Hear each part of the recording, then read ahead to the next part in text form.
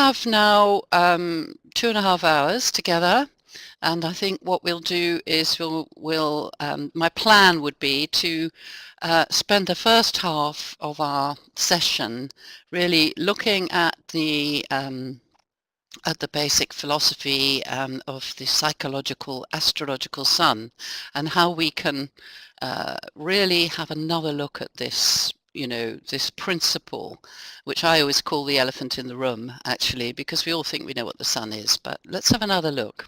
And so then probably in about just over an hour or so, we will stop. We'll have a 10-minute break.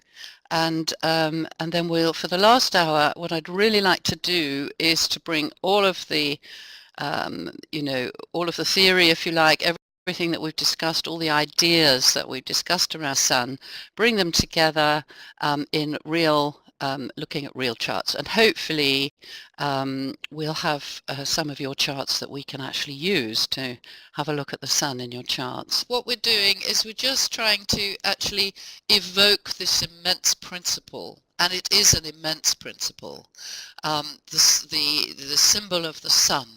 And in a way, it should be way bigger in each one of our charts than the other planets. It's terribly important. And I wanted to just draw attention right at the beginning to the symbol itself, which is this eternal circle of spirit, which is, and it's the cosmos, it's the whole, but it is everything before it is known, it's made conscious.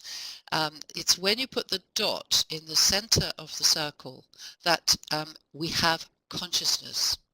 And this is why I think the definition is so fascinating and important when we're working with symbols and we're working psychologically, that the point of consciousness within the circle of spirit is what our symbol is.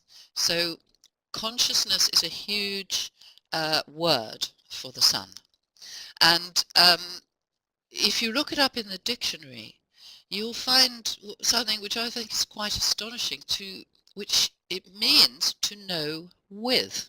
So in other words, it's consciousness of the whole, in a sense. And another word which is connected to conscious is conscience.